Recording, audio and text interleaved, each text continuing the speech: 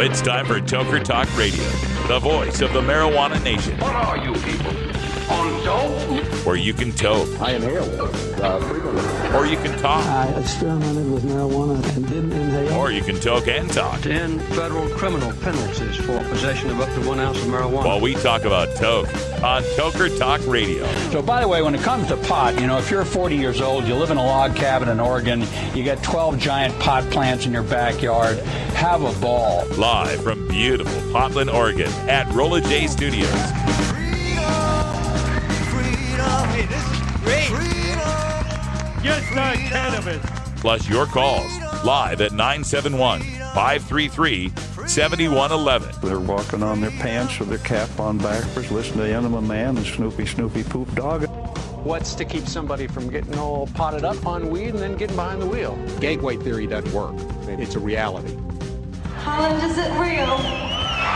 Don't tease me. We're locking up people that take a couple of puffs of marijuana, and the next thing you know, they got 10 years. And now, here's your host, the guru of ganja graphics, the sultan of sativa statistics, and the worst nightmare of a reefer mad prohibitionist. A polite, perspicacious, productive pothead with a propensity for PowerPoint. Radical Russ Belville. Hey, all right. Welcome back, everybody. Time for Toker Talk Radio. You can toke, you can talk, etc., etc. Glad to have you here. Hey, quick note as to Willie Nelson got a Christmas sweater. Did you see the picture? Came across the Stoner News feeds. Willie Nelson got a Christmas sweater from Snoop Dogg. And it says "smoke weed every day." This is very cute. So I thought that was a nice little gift there. And it's the new year. We're glad to have y'all here at the Russ Belville Show, and we got a lot of big surprises coming up in this forthcoming year. And a couple of quick notes. I posted up on weednews.co the dozen quick facts, and I got fact checked. I messed up a fact. I had said that statewide medical marijuana has gone 14 for 17 in elections. It's actually 14 for 18. 14 for 18. I'd forgotten about Florida because Florida lost in 2014. I didn't pick it up in my filter because I was filtering for stuff that was 50% or less as a loss, right? It's like, oh, well, yeah, Florida lost because it's less than 60%. That's what you need in Florida. So I've made the adjustment. If you downloaded the graphic from the Weed News site, there's a new graphic up in its place with the correct data. We always want to make sure the data is correct. And there'll be plenty of data to access at thenewradicalruss.com. I've been working on that. We should have that up in a couple of weeks for you to take a look at. I've been collecting data on a bunch of these different spreadsheets for years now, and I'm ready to get it released to the general public. You can make all sorts of great drug war data mining arguments from this stuff. I've got every poll on marijuana legalization nationwide since 1969. I've got all 50 states and 5 U.S. territories as far as their marijuana laws and their population and how much they smoke per month and how much the kids are smoking and how dangerous they think it is, and statistics on alcohol and other drugs as well. And it can help you make your arguments. I think there's going to be 5 data sets. We'll have the National Survey on Drug Use and Health, the Monitoring the Future set. We'll have drug abuse, treatment episode data set, the TEDS, the information on drug rehabs. We'll have the FARS Encyclopedia, the National Highway Traffic Safety Administration, on fatal crashes and all of that. Plus, I have some state-level data that I'll be putting up from Washington, Colorado, and Oregon for their traffic and crime and other measures since legalization has taken place. But all of this takes money. This all takes money, and it's the new year, and it's time for me to start generating some more sponsorships and donations. So you're going to be hearing from me begging for cash from time to time. And this is going to be one of those times. It's not my favorite thing to do. It's not your favorite thing to hear. But We need to refill the coffers. So if you can help out, you can send donations via PayPal. It's russ@radicalruss.com for PayPal. russ@radicalruss.com. And the more you send, the more I get. That's the way it works. And I tell you, when I get it, I buy cameras and laptops and baggage and Uber fees and plane tickets and train tickets and SD cards and all the stuff I need to keep bringing you all these articles and all these audio recordings and videos and pictures and stories from the world of marijuana. I want to keep doing it. Help me do it. This is the Russ Belville Show on CannabisRadio.com.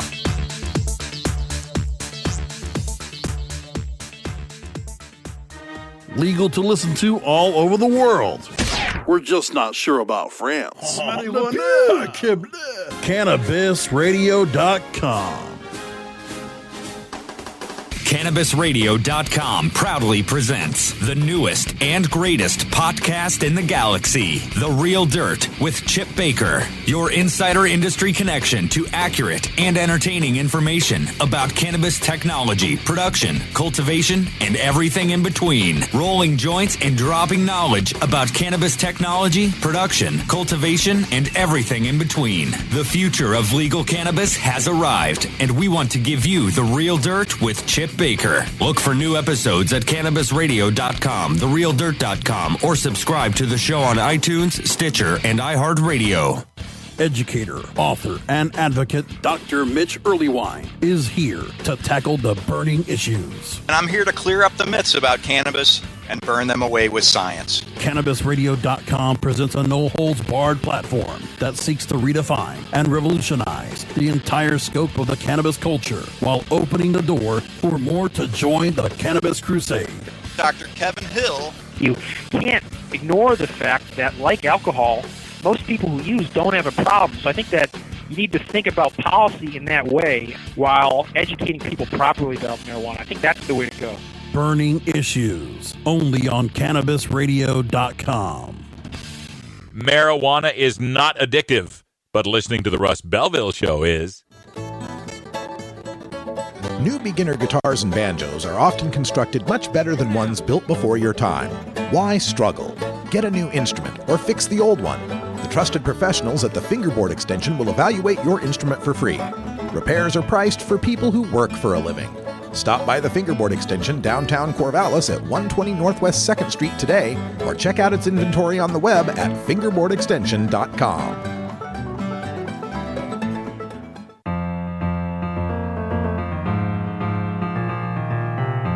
Pod 2.0. It's not your father's Woodstock weed. This is the Russ Belville Show on CannabisRadio.com. All right, welcome back, everybody. Just about 9 after the hour.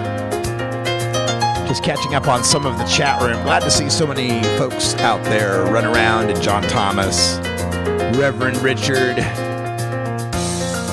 Tiaras, is that name? I don't know if I'm pronouncing that correctly. Tommy's out there. Kelly, Kathy. I need better glasses. Doc Herbalist, good to see you all. Thanks for joining us. And if you're listening and you don't know what the hell I'm talking about, we have a live chat room. If you're listening on the iHeartRadio or the Spreaker or the Cannabis Radio player, there's this little balloon, looks like a little cartoon balloon. If you click that, it'll open up the chat room.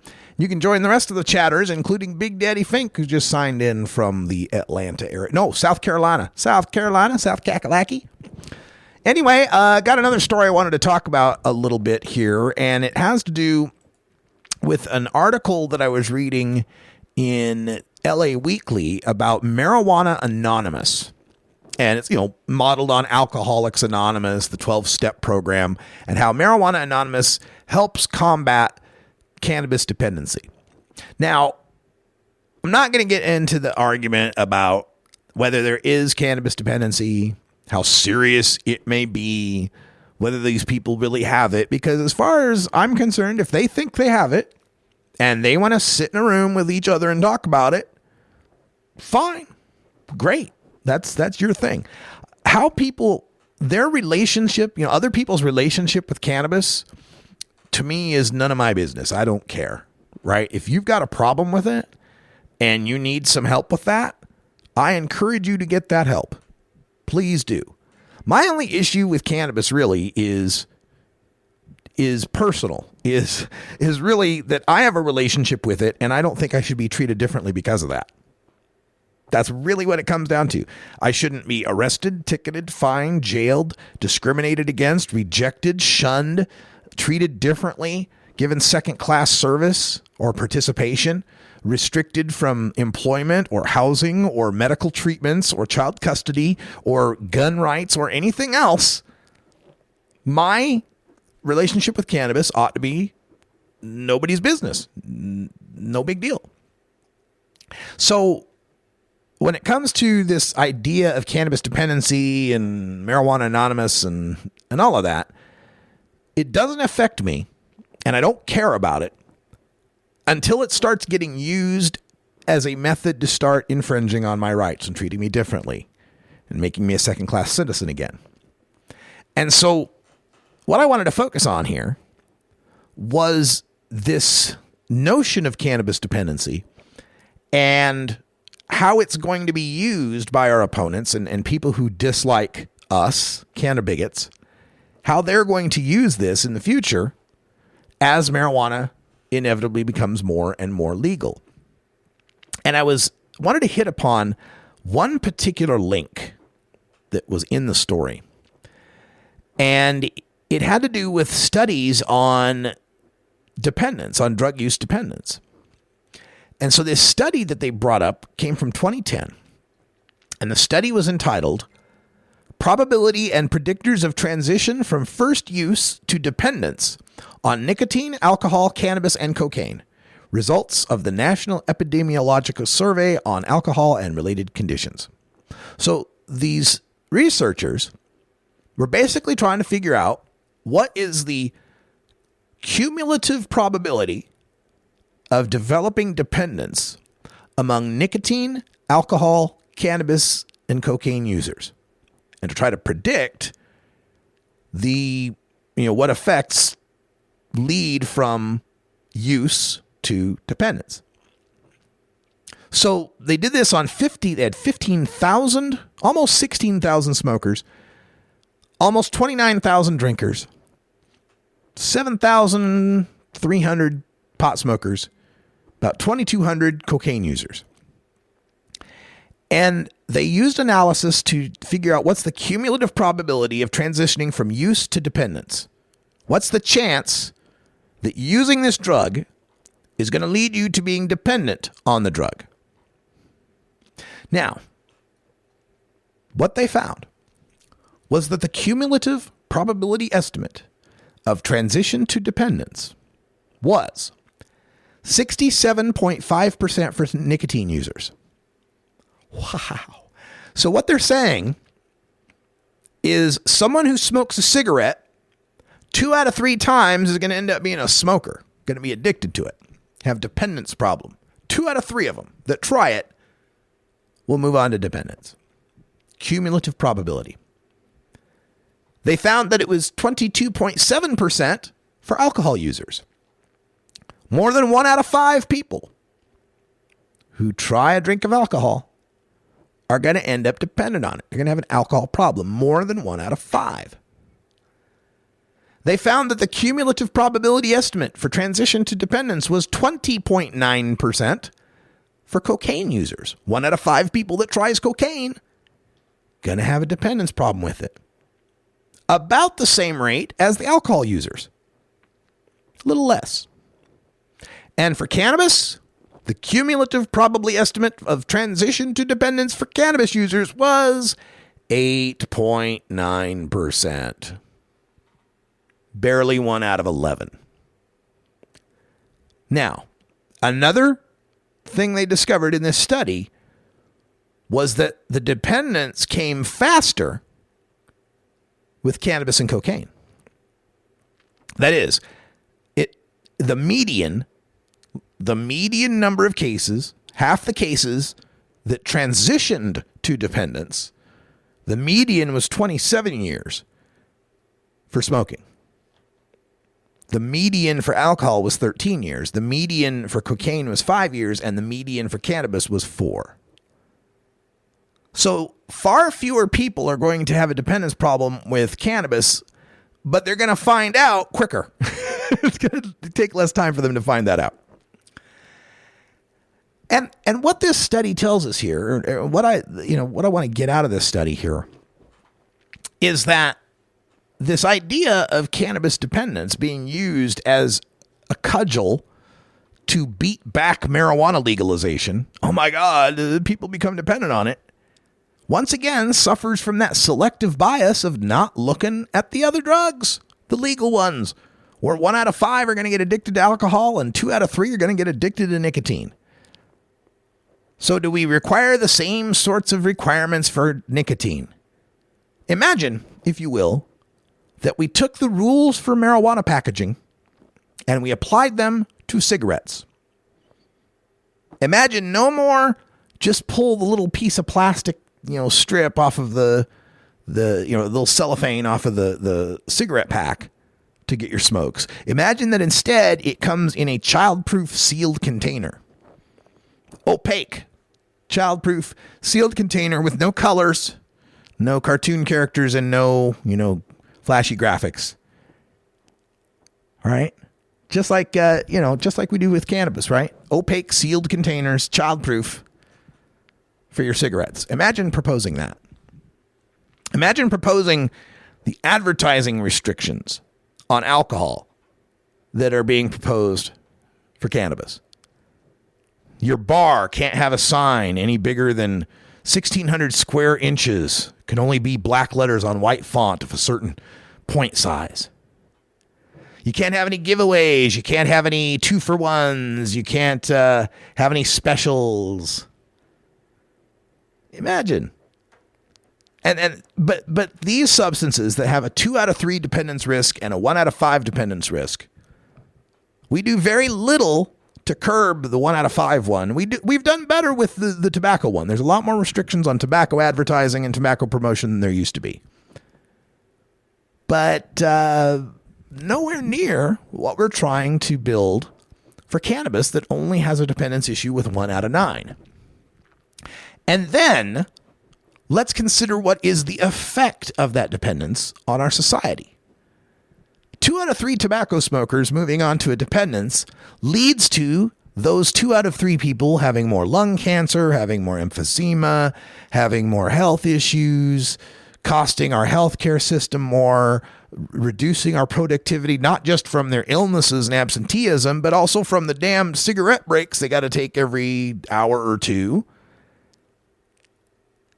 The alcohol, the 1 out of 5 that are getting addicted to alcohol, we know that those alcohol addicts are the ones that are driving drunk and hitting people and killing people and developing cirrhosis, and the ones that are, the ones that assault their spouse or their domestic partner, that commit the crimes while they're drunk. We know that's happening. But what is the significant societal impact of the 1 out of 11 who develop the dreaded cannabis dependence?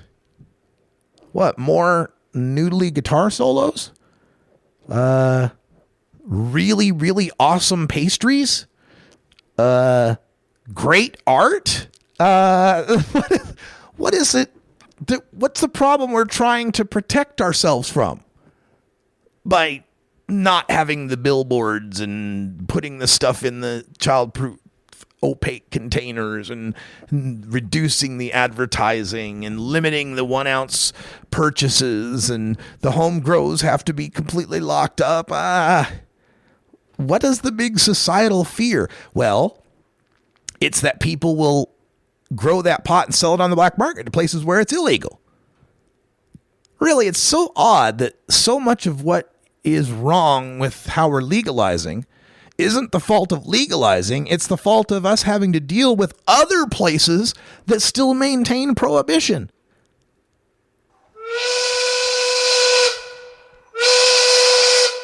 Boot to the head.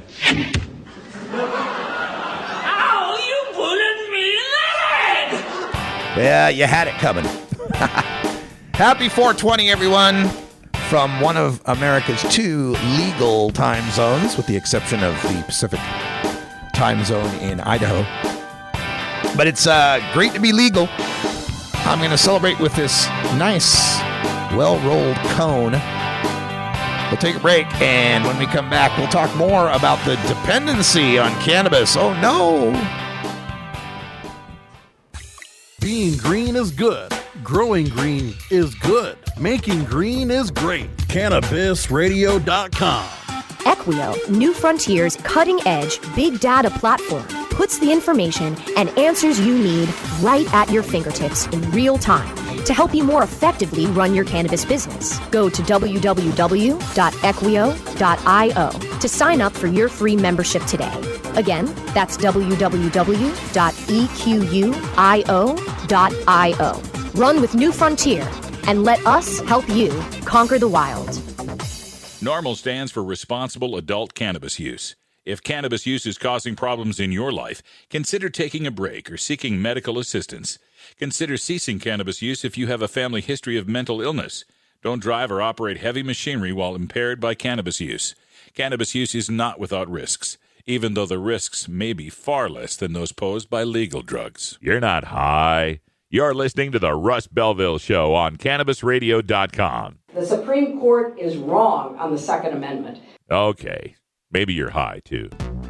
When you are starting up a medical cannabis business, you want a fired-up lawyer who understands the needs of cannabis consumers. The law office of Lauren Vasquez is your fired-up lawyer for the cannabis industry. Visit her website, firedupLawyer.com, or call 1-855-MMJ-LAWS for more information. That's 855-665-5297 for Lauren Vasquez, your fired-up lawyer, or email fireduplawyer@gmail.com.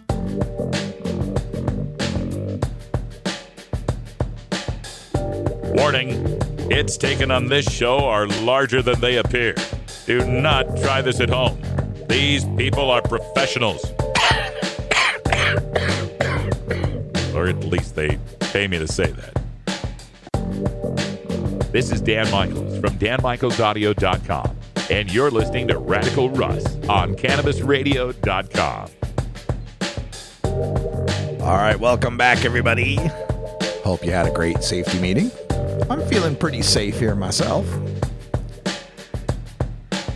We were talking before the break about the dreaded cannabis dependency.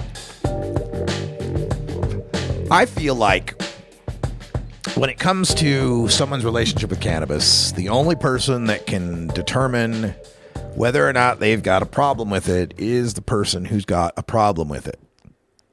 And there is a psychological or psychiatric designation for a substance use disorder, SUD.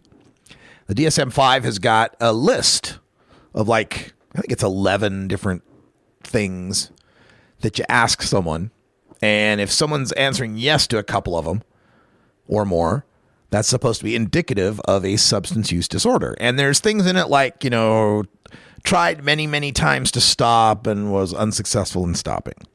And spend a lot of time trying to acquire the product, and strange thoughts and all sorts of weird things in there. And the problem with it is that, for one, in the context of cannabis being illegal in most places, that kind of confounds the diagnosis a little bit. You might have strange thoughts. You might be a little paranoid because they really are out to get you, right? That could be problematic. And, spending a lot of time trying to get the substance, well, yeah, it's illegal. You can't just walk to a store and get it, right? And then it's also confounded by the fact that cannabis isn't like a lot of other drugs in that it's not always a drug of abuse. It's got so many medical benefits to it. So when someone says, well, I just couldn't stop smoking marijuana because, once I tried to quit, I had this terrible insomnia. Well, maybe it's cannabis that is your medicine for insomnia, and stopping taking your medicine is having your symptoms come back. what I'm trying to get at here is when they talk about what are the problems people suffer, how do you tell that you've got a dependency? Could just be you stop taking medicine and now the things that you suffer from are coming back. You know, you're no longer treating the problems you had. See, it's always a sore spot with me because I come from this background where my dad was addicted to alcohol, addicted to speed, and went into counseling, got into recovery, got his degree as a social worker with an emphasis on drug and alcohol counseling, and then went back and became a drug and alcohol counselor for a decade or so. He was treating people. And he had to treat people with real dependency issues, heavy-duty drinkers and meth addicts and, all sorts of heroin, terrible things, right? And so it always bothers me putting the marijuana dependent in that same discussion. It reminds me of the scene from Half Baked, right? So it reminds me of how, we put murderers, or we put, pot smokers in the same jail cells with murderers, right? It's just disproportionate. It does not fit. Now, it's not to say that some people don't have a problem with marijuana and do need to stop smoking it and can't. I'm not going to say that doesn't exist. But again, that's up to the person to decide. I don't think there's any one size fits all thing that's gonna work for this. There's not going to be any real easy checklist to try to determine if someone's suffering from substance use disorder. For example, I smoke marijuana. Did you catch that? You might have noticed over the years. I smoke marijuana not just every day, but multiple times every day, throughout the day. Like, I get up in the morning, I sit down at the laptop, I start going through the news, and I smoke a joint. Around lunchtime, might take a dab. During the show, smoke another joint. After the show, take another dab. Have some dinner, maybe have a dab before going to bed. Rinse and repeat. Same every day. So, do I have a dependence on marijuana? I don't think so. I put out more writing output than most of my colleagues that I can think of. I've done now, this is show number 881 that I've produced and written and put together. And that's on top of another 908 shows I did before that with Normal. All on my own, right? Writing, booking, producing, recording, editing, posting. I do it all. And the travel booking and the travel and the hotels and the interviews and the logistics and all that too. It's all me. Am I dependent? If I had to go without weed, would it be a big issue in my life? Probably. I remember before I smoked a lot of weed, I used to be kind of insomniac. I used to be more anxious. And people are like, my God, you're so hyper. I can't imagine what you'd be like without weed. Yeah, you don't want to imagine it. It's not pretty. So that's why I think there's no real one size fits all that works for this. And my relationship with cannabis is just fine, thank you. But this is where it starts to clash with the public policy people. Because the way the public policy people think of it is that marijuana smoking itself per se is a bad thing. It's something that ought to be reduced, eliminated if possible, but we know we can't eliminate it, so we'll reduce it as much as possible. Because smoking of marijuana is bad, and smoking more of it, therefore, must be worse. That's kind of like the default mindset I see a lot of these public policy people coming at us with. It comes in these proposals of, well, we need to make sure that the price doesn't get too low. Why? Well, because then people would smoke marijuana and it'd be easier. Kids would smoke it more too.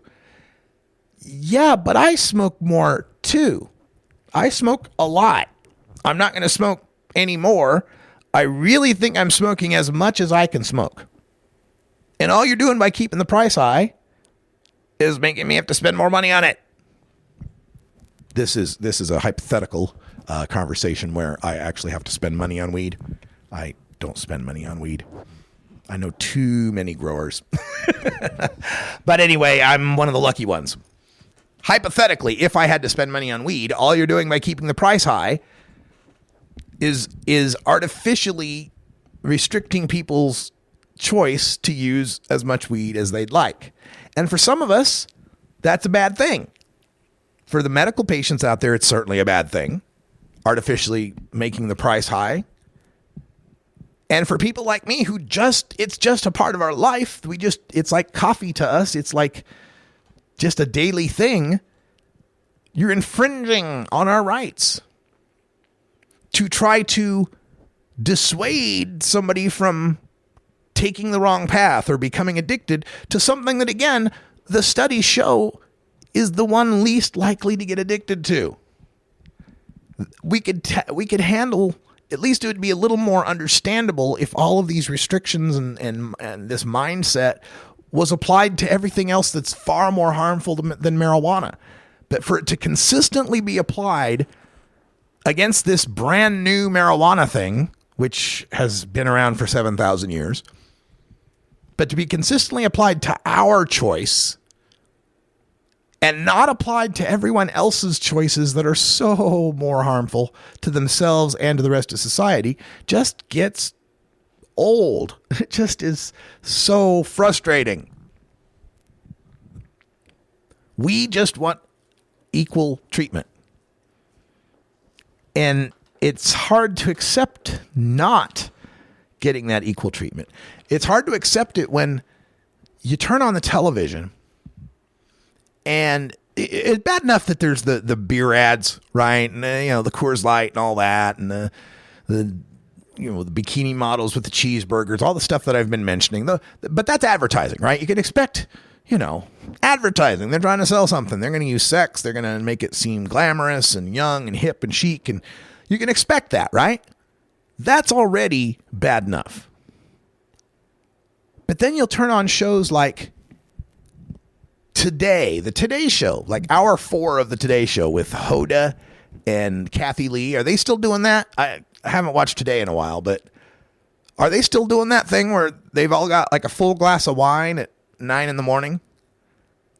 and they're having the Wine Wednesday or whatever the hell they call it? They still doing that? They're not selling wine, at least as far as I understand it. They're just taking drugs on television because it's enjoyable for adults to do. Nobody thinks of it that way. Nobody thinks of oh my God, Kathleen Gifford's taking drugs on TV. That's what alcohol is. And I'm fine with it. I think it's, can be entertaining as hell.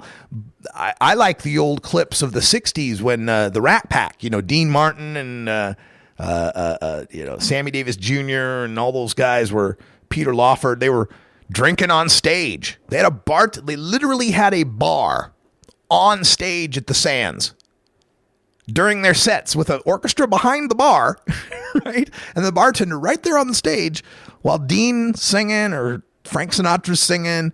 They go over and grab another highball and drink it down. I got no problem with that. That's adult stuff. I'm all for it. It's just, why do we not get that for us? Why are we still demonizing marijuana as if it's this terrible, terrible thing, and not terrible from not even necessarily terrible from the perspective of what it might do to you. I think a lot of people are past that reefer madness, but still a thing bad people do, a dirty thing, a forbidden thing, a not honorable thing, a dishonorable thing. That's what I'm sick of. I'm sick of having to deal with that stigma. That we somehow need to be ashamed. We somehow need to hide. We somehow can't let the kids know that adults smoke pot. And yet the kids are quite cognizant that we do and are well aware of the drinking and the cigar smoking and the pharmaceuticals and the couple in the bathtub with the erectile dysfunction drugs. They're quite well aware of them. Why do we need to stay hidden? I think it's time for us to not be hidden. It's time for us to be open and proud and understand that legalization isn't just, oh, we're sick of locking potheads up. It's we deserve equal rights. We want the same rights, responsibilities, and respect as our beer drinking friends. It's not too much to ask. Fairness, equality, an end to separate but equal. I think that's as American as it gets, huh? All right, stay tuned, folks. We're going to take a commercial break, and we'll be back with more here on the Russ Belville Show, live from Portland, Oregon.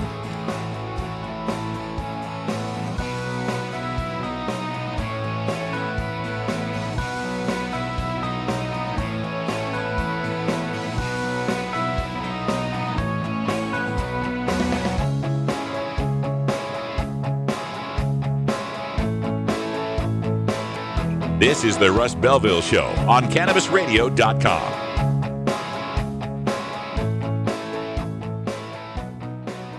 Cannabis use isn't the only thing growing, so are we. Grow with us. CannabisRadio.com.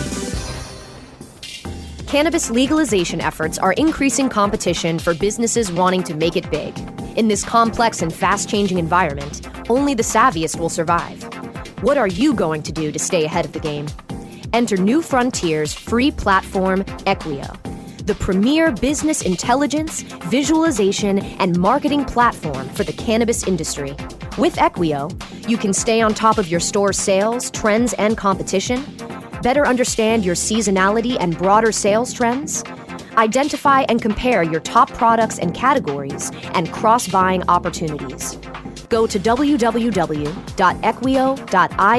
to sign up for your free membership today. That's EQUIO.io to sign up now. The power of real-time big data is now in your hands. Run with New Frontier and let us help you conquer the wild. Educator, author, and advocate Dr. Mitch Earlywine is here to tackle the burning issues. Author Catherine Hiller and her great new book, Just Say Yes, Marijuana Memoir. So I love the way you use time in the memoir. I started at the present time, and I described a visit to my dealer, and then I would go backward in time so that every chapter starts a little bit earlier. I do not feel that marijuana has in any way harmed my life. It certainly hasn't led me to the streets. It's led me to a more joyful life experience. Burning issues, only on CannabisRadio.com. This is the Russ Belville Show, annoying Kevin Sabet since 2012. The International Cannabis Business Conference comes to San Francisco, California on February 16th and 17th, 2017. The ICBC San Francisco, Northern California's first business-to-business event since the recent historic election, will bring together top state regulators and industry leaders to discuss permits, business models, and opportunities within the newly enacted laws and landscape. Of course, the ICBC also famously offers some of the best cannabis industry networking, leveraging our worldwide following to connect wholesalers, brands, distributors, investors, and strategic partners. And don't forget to come early for our VIP reception and stay late for our legendary after party. Join us for the longest continuously running cannabis business conference in California at the Hilton San Francisco, Union Square, the one and only International Cannabis Business Conference. Visit internationalcbc.com for tickets today.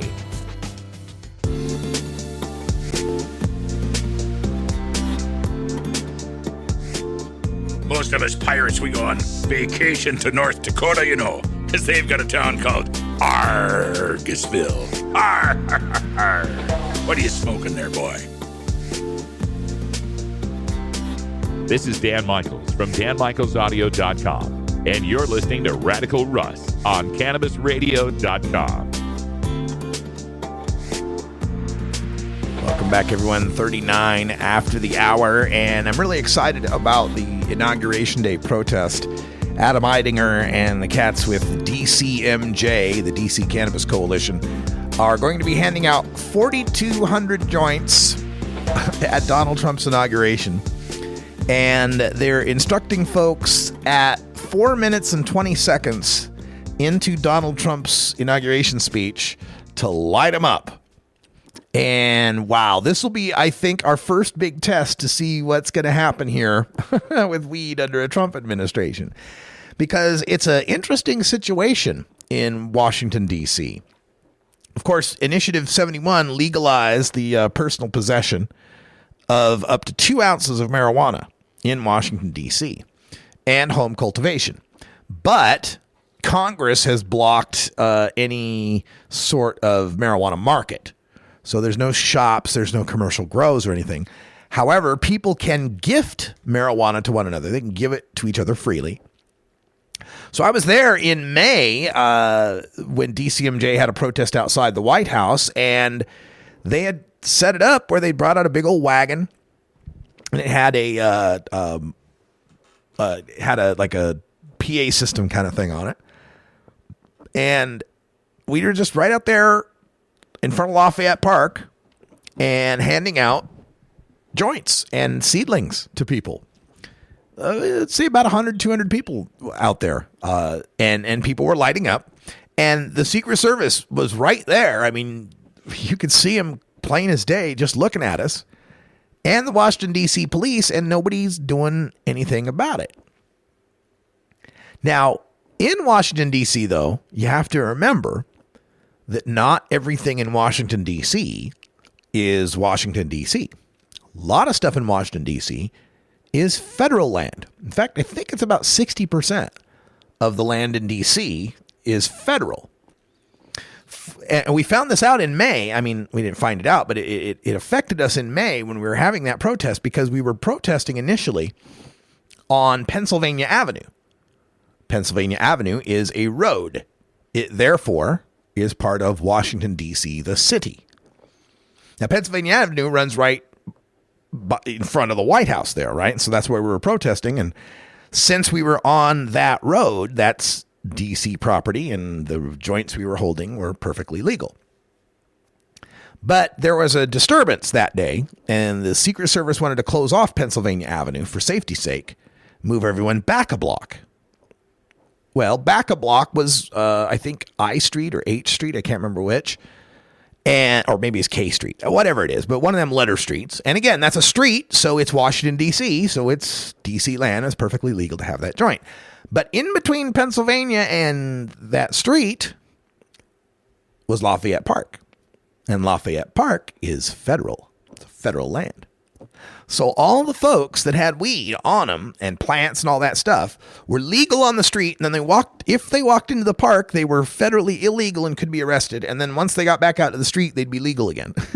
That's how weird it is. In fact, a lot of people walked all the way around to get to the next cross street and come up and come back up just so they would be legal the whole time rather than making the cut across the park. So how much of the inauguration is going to be visible from places that are DC land and not federal land? I haven't mapped it out. I'm going to do that later on tonight, trying to figure that out for an article. But I want to make a map for people. If you're going to smoke weed at the Trump protest or Trump inauguration, here's where you need to do it so that you're legal. And we'll see how that works out. You know, some people disdain smoke-ins. You know, some people have the attitude of how, you know, we're trying to put our best foot forward and we're trying to present ourselves as responsible cannabis consumers. So having smoke-ins is counterproductive because it shows us as being, you know, rebels that break the law and don't care about the public and blah, blah, blah. And yeah, I see that point, but I think a bigger point is made through civil disobedience by disturbing people, by getting them out of their comfort zone and forcing them to confront the reality of the situation, right? To confront the idea that, okay, I'm breaking a law right in your face, and if you really think it's a terrible, terrible thing, then you must do something about it. And when they don't, well, then that proves the point. Or if they do, that helps convince other people that what they're doing is wrong. That was the basis of how Martin Luther King, Gandhi, all sorts of people made a point, was civil disobedience. That tension that's necessary to sometimes make your point and to get people to understand.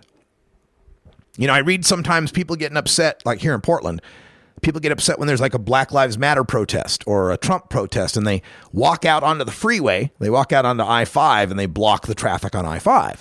Or they walk into the Max Line tracks, you know, our light rail train, and block that and block the commuters that are trying to get home. And I read people complain, oh, I was on your side until you did that. And oh, you blocked the traffic and you made my life suck. And they get all upset, right?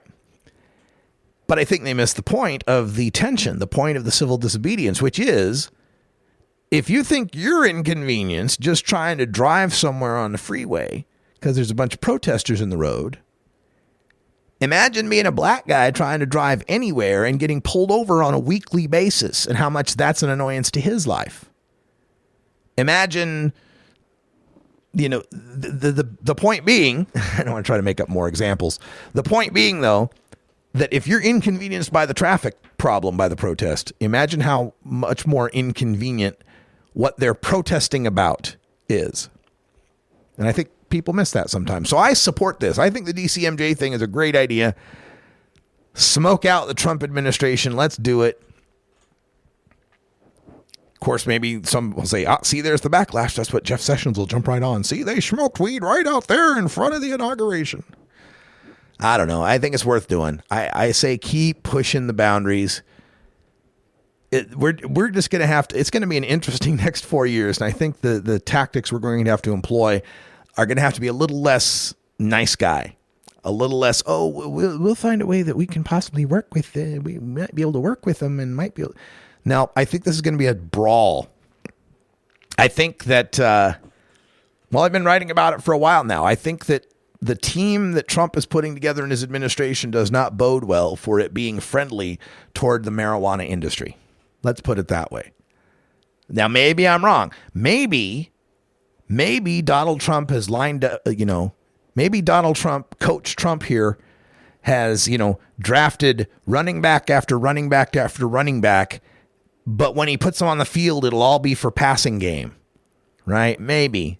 But no, I think when the coach keeps drafting running back and offensive linemen, he's trying to produce a team that'll produce a running game, right? If Trump is putting Sessions and Price and all these anti-marijuana people into, positions of power, that tells me that says more to me than what he says. His actions say more to me than what he says. I don't believe a damn thing Donald Trump says. I don't think Trump believes half the things Donald Trump says. And I know there's all these people out there I may be in the minority amongst the cannabis commentators right now. I read a lot of cannabis commentators that are saying, they would be unwise to pick a fight with marijuana. It's too big. There's too much money. All these states are making the money and all the jobs that are being created. It's a new industry and Trump's a money guy. He'll see the money coming and he'll know that there's money involved and he'll want nothing but money, money, money, money, money, money. I don't think so. I think that there's still, for many people, a moral issue to this that outweighs the money issue. And I think for Trump, there's not enough money in play for him because he's not a weed smoker. He's not even a drinker. He's a teetotaler. People forget that. There's nothing in play for Trump here. And there's something in play against Trump's friends in some of these other industries. He just put an oil industry guy as the Secretary of State, CEO of Exxon. Exxon, those pro-cannabis people, right? Right? So who's going to be getting the attention of a Donald Trump? The cannabis industry with its, we've got a whole $6 billion. $6 billion. What was ExxonMobil's profits last year? Let's consult the Google here. ExxonMobil profits. See how our $6 billion. Now remember that $6 billion industry that we're talking about is the entire, industry, the total industry nationwide. ExxonMobil had a net income of $2.65 billion in the third quarter. So for the year, they're going to be about the same as the marijuana industry. The whole marijuana industry. This one oil company, ExxonMobil, made as much profit. Remember, this is net income, not gross. Made as much profit as the entire gross of the marijuana industry. So who's going to get Trump's ear? His Secretary of State, the CEO of Exxon, that makes as much profit as the entire marijuana industry does in a year, makes as much profit as the value of the entire marijuana industry, or the marijuana industry that's mostly concentrated in blue California, blue Oregon, blue Washington, blue Nevada, blue Colorado, blue Massachusetts, blue except for one electoral vote, Maine, and 3 electoral votes in Alaska, where there is no real cannabis money. See, that's the way I think about this, right? Trump's got nothing to lose by pissing off California, Oregon, Nevada, Washington, Maine, Massachusetts, and Colorado. It's not going to cost him any re-elections or anything. He'll be just fine. But him going against and promoting and allowing a marijuana industry to develop could piss off a Kansas or Nebraska. I mean, he's not going to lose those states either, but maybe some of them Rust Belt states that he needs to keep a hold of. Who knows? Again, it's all speculation at this point. I could not be hoping more that I am wrong. That I'm wrong about what's going to happen under Trump. I hope I'm so wrong. I hope that in a year from now, people are laughing at me. God, Russ, you thought it was going to be the worst thing ever. And look what happened. Look at all the jobs. Look at all the money. Can you believe that Trump and Sessions gave us the go-ahead? Can you believe they even made the Cole memo better than it was? Wow. Who would have thought? I just don't think so. Just read what the folks out at Project Sam are already asking for. They're saying at a minimum, the federal government ought to enforce the Cole memo to the letter. And what they mean by that is doing federal surveys on all of the things that the Cole memo says the state shouldn't do. And if they violate any one of them, shut down their industry or sanction it heavily. All right, we'll be back in just a moment to wrap things up on this Wednesday. Thanks for listening.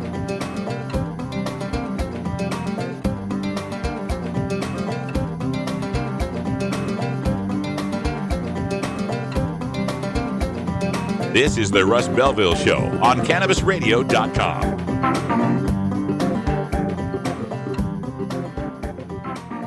We don't limit how much you smoke, and we don't limit where you listen. Cannabis Radio is now on iTunes, Stitcher, and iHeartRadio.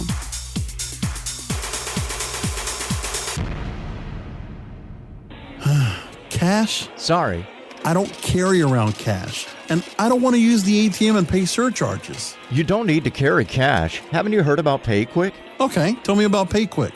It's the safe and easy way to pay. It works just like your debit card to securely pay for your purchase, and it gives you rewards points every time you use it. Nice. PayQuick, the safe and easy way to pay. PayQuick.com. This is Cannabis Facts from Robert Platshorn's thesilvertour.org, supported by our donors and Hemp Inc., poised to lead America's hemp revolution at hempinc.com. In 1937, the second most prescribed medicine, marijuana, was banned. It wasn't about marijuana. The paper, oil, and chemical industries lobbied to end hemp farming. No longer labor intensive, an acre of hemp produced more quality paper than 4 acres of trees. Plastics and fibers could be produced from a plant. Hemp can even produce 10 times the energy of today's ethanol. As marijuana prohibition ends, many states now allow farmers to again grow hemp. This was Cannabis Facts from thesilvertour.org, an educational nonprofit supported by our donors and Hemp Inc., a public company poised to process America's hemp crop at hempinc.com. Get the latest updates on the Russ Belville Show by following Radical Russ on Twitter and liking the Russ Belville Show on Facebook. At Herbie's Cannabis Seeds, we pride ourselves on bringing you the best quality seeds from the world's most respected cannabis seed producers, all at the lowest online prices. You can find Herbie's Seeds at herbiesheadshop.com. All cannabis seeds are sold as souvenirs and as a means of preserving cannabis genetics. Herbie's Seeds in no way intends to condone, promote, or incite the use of illegal or controlled substances. We strongly urge all prospective customers to check their national laws prior to placing an order. Herbie's Seeds at herbiesheadshop.com. Proud sponsors of The Russ Belville Show and 420 Radio.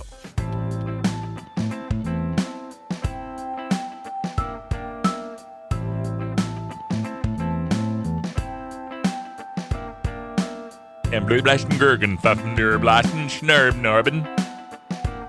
You're tuned into the Russ Belville Show, the voice of the marijuana nation, only on CannabisRadio.com.